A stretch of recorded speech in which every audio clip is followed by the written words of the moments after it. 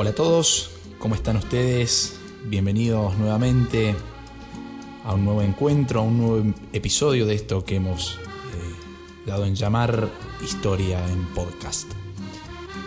En el día de hoy vamos a estar desarrollando ese nuevo proceso que se está dando, que se va a comenzar a dar en Europa a partir del siglo XV, que es conocido como la modernidad, y que va a traer aparejado dos procesos que a la vez son precedentes y los definen, que son el Renacimiento y el humanismo.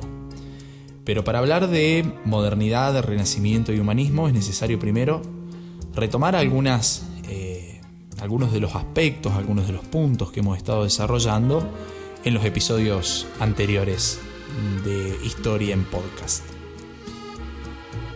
¿Qué hemos venido diciendo anteriormente en torno a este tema? Nosotros hemos dejado ya en el episodio anterior alrededor de esa época, de ese periodo de tiempo conocido como Edad Media. Y hemos dicho que en la Edad Media la institución que controlaba absolutamente todo, la forma de pensar, la política, el arte, la educación, la vida cotidiana, es una institución que tiene una presencia demasiado fuerte en los países occidentales hasta el día de hoy, que es la Iglesia Católica. Esa Iglesia Católica se había convertido en la poseedora de la verdad, ¿sí? Entonces, todo, absolutamente todo, en la Edad Media se explicaba en Dios. Todo tenía una explicación divina. Yo a mis alumnos les digo que cuando se entra en la Edad Media, cuando la humanidad entra en ese periodo de tiempo que actualmente se conoce como Edad Media, se va a dejar de pensar para solamente dedicarse a creer. El hombre antiguo, el hombre de la antigüedad clásica, pensemos en los filósofos griegos, en los grandes pensadores romanos, eran hombres de razón, hombres de filosofía, hombres de un pensamiento muy elaborado, que de repente desaparece y deja de existir por el solo hecho de creer en lo que la Iglesia imponía como verdad absoluta y como forma de ver el mundo. Es por eso que decimos que controlaba la educación, la vida cotidiana, el arte, la política, etcétera, etcétera. Todo lo que se imaginen pasaba por la órbita de la Iglesia, salvo que cualquier persona quisiera salir por fuera de ese círculo bajo el riesgo de ser considerado hereje y sucumbir ante los tribunales de la Inquisición, que ya mucho se sabe, ¿no? Penas en la hoguera y todas estas cuestiones que son de público conocimiento. Decimos entonces que en la Edad Media Dios era la medida de todas las cosas. Esa teoría en la que Dios era la medida de todas las cosas y en la que todo se explicaba en Dios es conocida como una teoría teocéntrica o teocentrismo. Porque la etimología de esta palabra nos lleva a pensar en teo, que significa Dios, o sea que Dios es el centro del universo. Todo se explica en base a esa figura central que es Dios. A tal punto se deja de pensar para solamente creer que existe una institución dentro de lo que es la Iglesia, que son las ordalías o los juicios de Dios. Me encanta explicarle esto a mis alumnos de segundo y tercer año de la educación secundaria porque quedan realmente sorprendidos de la forma en la que el humano se acopia a la creencia de la Iglesia, ¿no? Estas ordalías o juicios de Dios eran pruebas para determinar la culpabilidad o la inocencia de una persona. Entonces, por ejemplo, yo puedo acusar a mi vecino que me robó 2 gallinas. El tribunal eclesiástico va a llamar a mi vecino, porque yo lo acusé de haberme robado, y le va a hacer superar una prueba para ver su inocencia o su culpabilidad. Esta prueba podía consistir, por ejemplo, en sumergir las manos en una olla de agua hirviendo. Y en el caso de salir las manos ilesas era inocente porque Dios había intervenido, y en el caso de salir las manos quemadas o con llagas el acusado era culpable, porque Dios también se había expresado ahí. Otras veces directamente sumergir al acusado en un río, y si salía con vida era inocente, y si salía sin vida era culpable, porque Dios había intervenido. Entonces yo le digo a mis alumnos, no es que las personas de la Edad Media actuaban así por tontos, ¿sí? Porque decimos estos tipos realmente qué cortitos de mente que eran. No, en realidad ellos, los propios acusados, los cuales eran sometidos a estas pruebas, estaban totalmente convencidos de que era Dios el que hablaba a través de su cuerpo. Entonces, esa visión en donde Dios es el centro de todo y todo se explica en Dios, es conocida como teocentrismo. Visión que va a llegar hasta el siglo XIV, siglo en el que comienza a desarrollarse la peste negra, la peste bubónica, de la cual ya hemos hablado en episodios anteriores, que se va a profundizar mucho más aún en el siglo XV. Entonces, con esta crisis económica, social, de salud, etcétera, etcétera, vamos a caer en malas condiciones sociales y económicas, ¿no? Unas condiciones de vida realmente paupérrimas, muy malas. Entonces va a ser necesario buscar causas y soluciones a los problemas, y que no necesariamente las estaba dando la religión y no necesariamente las estaba explicando Dios. Entonces esas causas y esas soluciones comienzan a tener un centro nuevo que ya no es Dios, sino que es el hombre. Se comienza a pensar que el hombre es responsable de todo lo que al hombre le sucede. Ahí vamos a tener un primer cambio de visión que nos va a acercar a la modernidad, a ese concepto de modernidad, que va a ser esta nueva visión antropocéntrica o antropocentrismo, en donde desplazamos a Dios de las explicaciones mundanas para traer al hombre como responsable de sus propios actos. Se va a tomar al hombre como el ser más importante de la creación, lo que no quiere decir que la iglesia desaparezca. Efectivamente sabemos, parados en el día de hoy, que la iglesia no desapareció, sino que va a asumir un nuevo rol, que es el rol mediador entre Dios y el hombre. Pero ya Dios no va a ser el único capaz de explicar todo lo que sucede a nivel mundano, a nivel humano, si queremos decir. Ahí sitúo yo, alrededor del siglo XV, lo que es el inicio de la modernidad. Digo, no solamente yo, sino en resonancia a lo que muchos historiadores proponen. El inicio de la modernidad comienza con este cambio en la manera de pensar, en donde reemplazamos a la visión teocéntrica por la antropocéntrica. Va a haber un cambio en la forma de ver el mundo, además del cambio en la economía que ya hemos desarrollado en capítulos anteriores. Este inicio de la modernidad, que digo, estos nuevos cambios tanto económicos como a nivel de pensamiento, a nivel de las ideas, comienzan a hacerse visibles en Italia, fundamentalmente en dos ciudades que van a ser Roma y Florencia. A partir de allí, en estas ciudades italianas, se va a revalorizar el pensamiento de la antigüedad clásica. Así, cuando hablamos de antigüedad clásica, estamos hablando particularmente de Grecia y Roma, que son las dos civilizaciones que le dan la base a la cultura occidental, ¿sí? ¿Qué va a ser, sobre todo la cultura italiana de estos años, las culturas de las ciudades de Florencia o de Firenze, que es lo mismo, y Roma, van a revalorizar ese pensamiento, esa forma de pensar y de razonar que tenían ya los antiguos? Y de hecho, ahí surge el concepto de Edad Media. ¿Qué van a decir los romanos y los florentinos en esta época?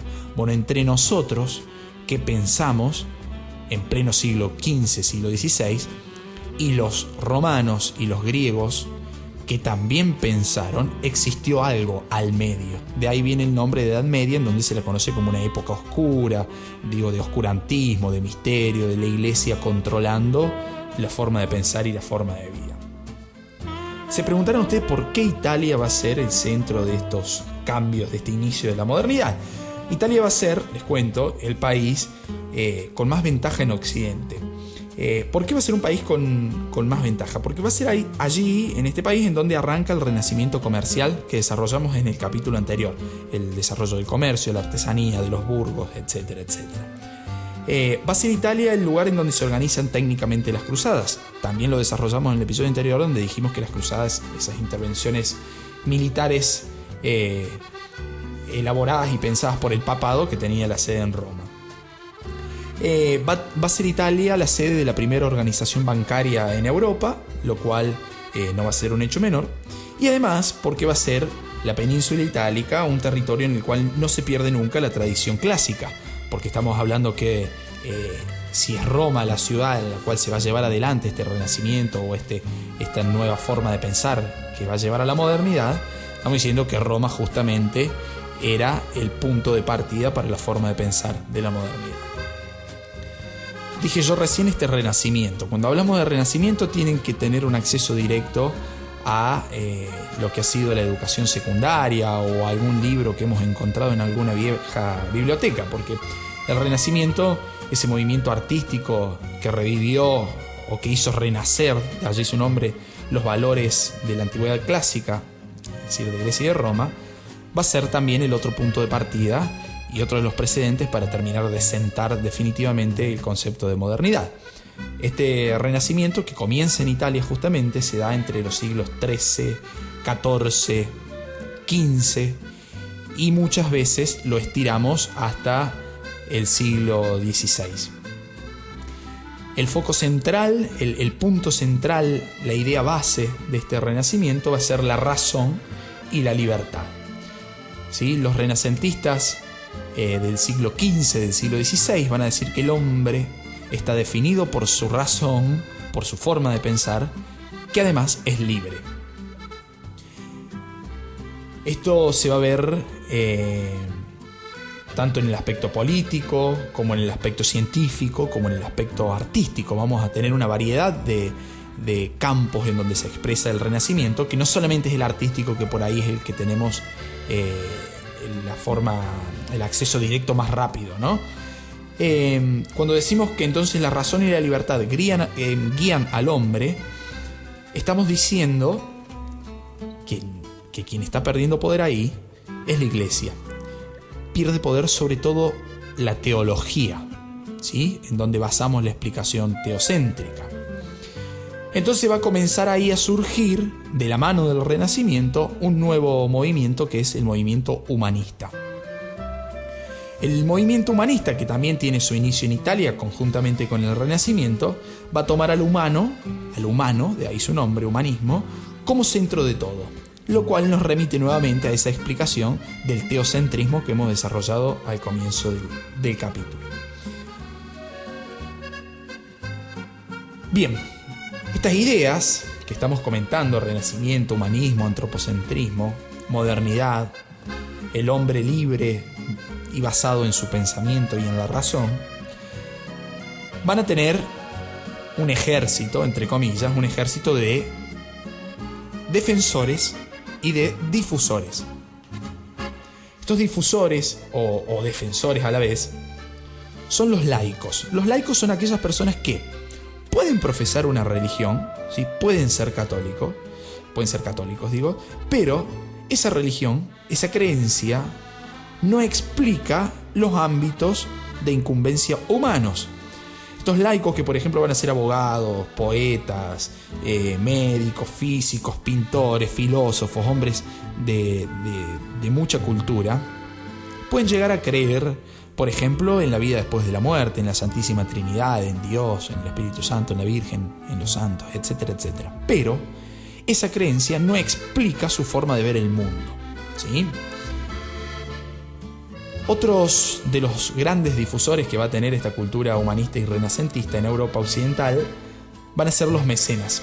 Los mecenas van a ser burgueses ricos o gobernantes, como por ejemplo en Florencia, en Italia, la familia de Medici. Y también puede ser parte de la jerarquía eclesiástica, o sea, de miembros de la Iglesia que están a un nivel superior. Por ejemplo, el Papa León X, que no va a ser menor este dato, es hijo de Lorenzo de Medici de Florencia, digamos. Entonces, cuando yo en el capítulo anterior les decía, los burgueses van a fundamentar su poder en la riqueza, mientras más dinero, más poder, mientras más rico soy, más poder tengo, va a quedar expresado en este ejemplo que estoy dando aquí ahora, ¿sí? El Papa León X decía, hijo de Lorenzo de Medici, por ejemplo, va a ser mecena de Rafael, que el gran pintor e incluso arquitecto, que va a diseñar junto con Bramante, que también va a ser otro que está al mecenazgo de León X, de la Basílica San Pedro. Son los que piensan el diseño de la Basílica de San Pedro. Imagínense el tamaño de tal empresa, ¿no? Estos mecenas, que decía que eran burgueses ricos, gracias a su dinero y a su poder, pagaban al artista, estipulaban los tiempos, pero no le podían decidir y definir los temas de su obra. ¿Por qué? Porque estamos diciendo que el humanismo y el antropocentrismo como teorías de la modernidad definen que el hombre es básicamente libre. Por lo tanto, los temas están regidos por la libertad del artista, por más que quien pusiera el dinero y estipulara los tiempos fuera el mecena. En los libros de historia generalmente encontramos que este renacimiento tiene dos etapas, ¿sí? La primera etapa es la que tiene sede en Florencia, que va a tener a los de Medici como familia burguesa caudalada que guía este proceso. Esa etapa va a ser conocida con el nombre de Quattrocento. Quattrocento justamente porque estamos hablando que esto se desarrolló a lo largo del siglo XIV, digamos, ¿sí? Y la segunda etapa, con sede en Roma, va a ser la conocida como Cinquecento, que se va a desarrollar justamente en el siglo XVI. Esto va a ser el origen, va a ser en estas dos ciudades italianas, pero va a ser un movimiento del Renacimiento y el humanismo que se va a difundir por toda Europa, ¿sí? No va a ser situado, sino que va a tener un origen preciso, que es la península itálica, en dos ciudades de Italia, que va a ser Florencia y Roma, pero que va a tener una difusión a lo largo de todo el continente europeo.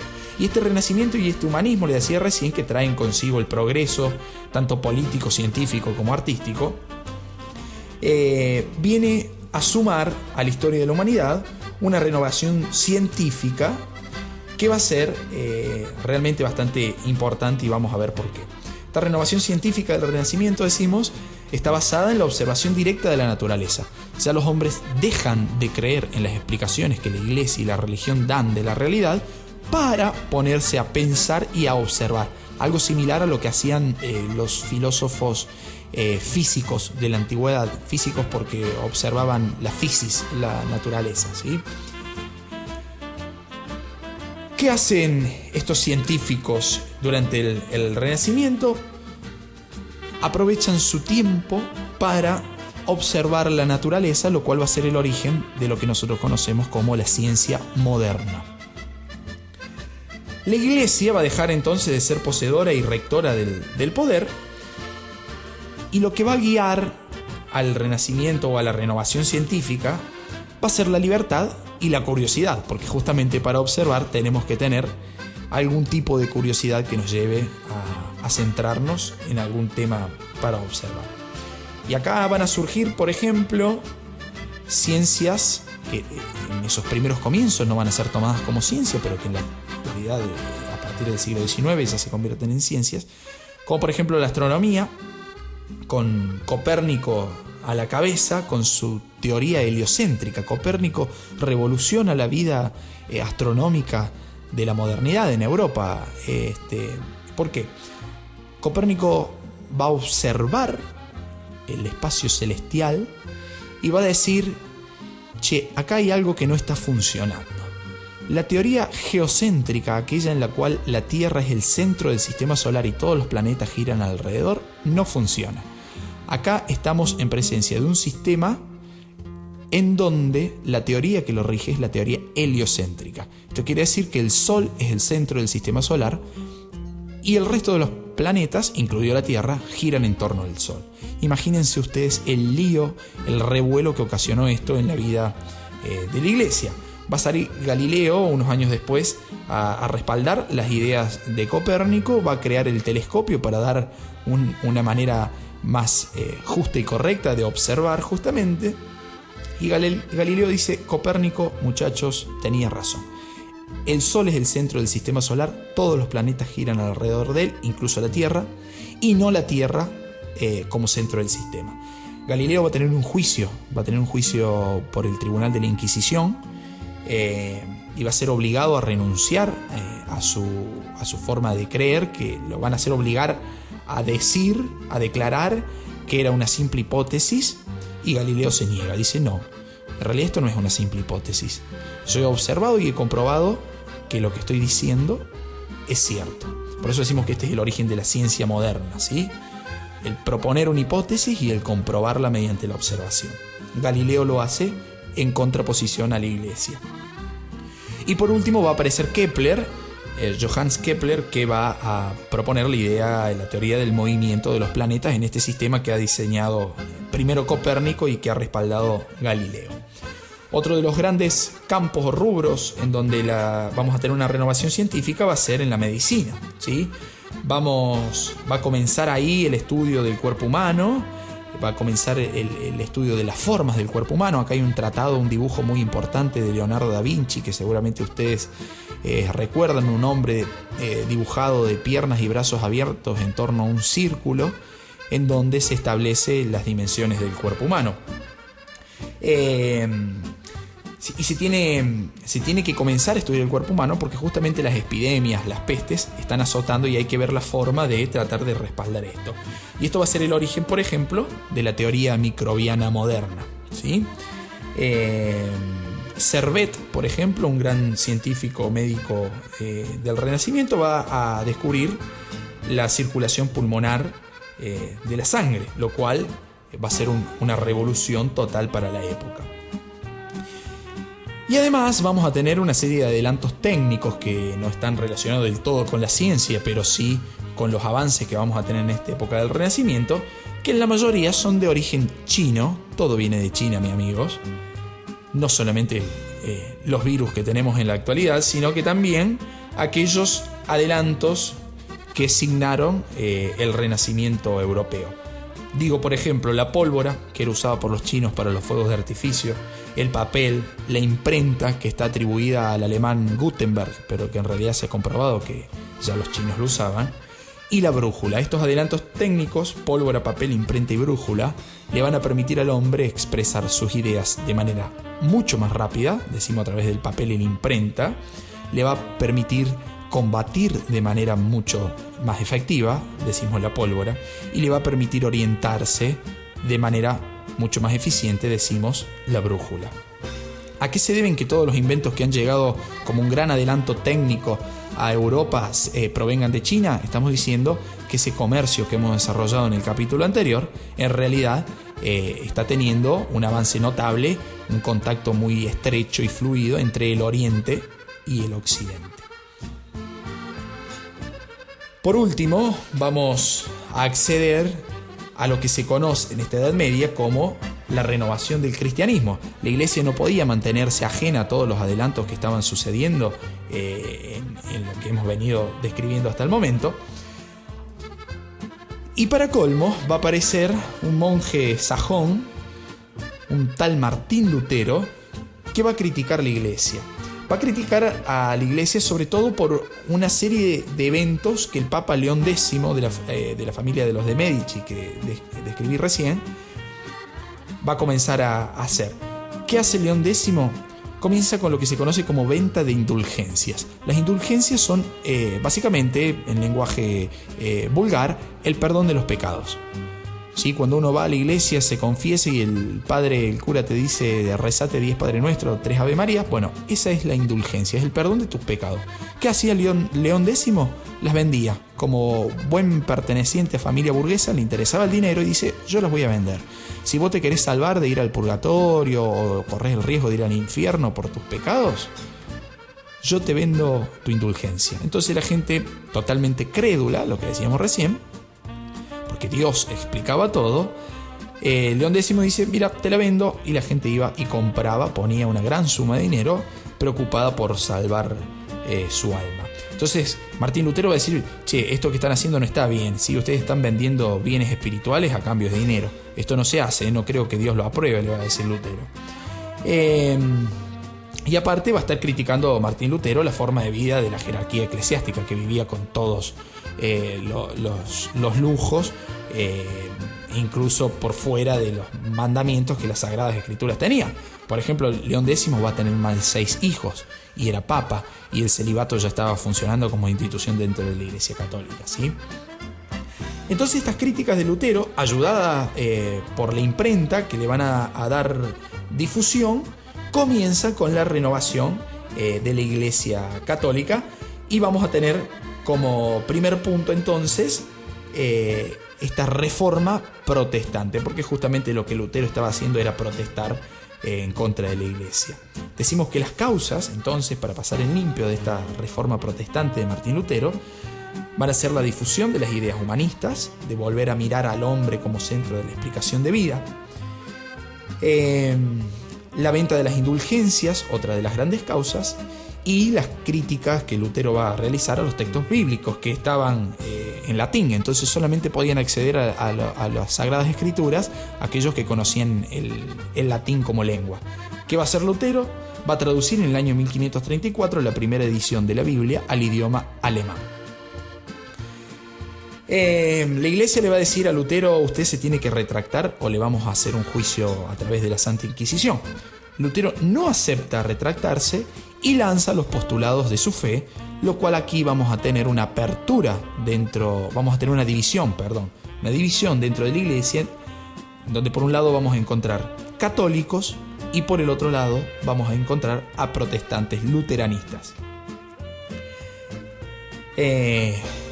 Decimos que Lutero, monje sajón, va a comenzar en Alemania a predicar esta nueva fe, pero una nueva fe que no cambia en cuanto a los preceptos básicos, digamos Dios, la Santísima Trinidad, etcétera, etcétera, etcétera, sino que va a cambiar la forma de la práctica de esa religión. Estas ideas se van a extender incluso a todos los países de Europa Occidental, desatando muchas veces guerras de religión. Y por ejemplo en Inglaterra el rey Enrique VIII la va a tomar como religión oficial, y se va a llamar en ese país, se la va a conocer en ese país con algunas reformas que Enrique VIII le va a realizar como anglicanismo, porque era la religión de los anglosajones. Vamos a tener otro movimiento aquí adentro vamos a tener otra persona que se va a sumar al movimiento iniciado por Lutero, que va a ser Juan Calvino, que va a dar inicio al calvinismo, sobre todo en Francia, y va a postular, dentro de su enorme teoría, que solamente algunos hombres se van a salvar, solamente algunos podrán llegar a la salvación, otras almas están condenadas por sus pecados al sufrimiento eterno, cosa que chocaba directamente con lo que proponía Lutero e incluso con lo que proponía la Iglesia Católica. Entonces vamos a tener acá la Iglesia Católica por un lado, protestantes por el otro y calvinistas por el otro. ¿Qué va a hacer la Iglesia Católica? Va a decir la Iglesia Católica: bueno, o nos ayornamos a los nuevos tiempos que corren o desaparecemos. Entonces inicia una reforma motivada en esta necesidad de cambio, ¿sí? El Papa Paulo III va a llamar al Concilio de Trento entre el año 1545 y 1563, en donde se va a postular, por ejemplo, que el hombre se salva por la fe, pero también por sus actos. Se va a aceptar una sola traducción de la Biblia, que va a ser conocida como Vulgata, que va a ser del siglo IV, y adivinen ustedes qué, sí, va a estar escrita en latín, contradiciendo a lo que decía Lutero. Se va a reafirmar la autoridad del Papa. Se van a dictar seminarios. Ahora el que quiere acceder al sacerdocio, el que va a querer ser cura a partir de la Reforma Católica, va a tener que iniciar un seminario. Esto existe hasta el día de hoy. Esta Reforma Católica le va a decir a los miembros del clero: che, pónganse un poquito las pilas y por favor vivan de manera un poquito más cauta, sin tantos excesos, por favor, que si no Lutero se nos enoja. Y vamos a tener, para lograr la difusión de esta fe católica reformada, la formación de nuevas órdenes religiosas, como por ejemplo la Compañía de Jesús, creada por Ignacio de Loyola, que va a ser conocida como los jesuitas, que van a tener una larga historia en América y que de hecho el Papa actual, Francisco I, o Jorge Bergoglio para los argentinos, es de esta orden religiosa de los jesuitas. Queda aquí pensar entonces si lo que está iniciando la Iglesia Católica verdaderamente fue una reforma católica o fue una contrarreforma, porque ¿Se hubiera reformado la Iglesia Católica si Martín Lutero no hubiera iniciado su serie de quejas?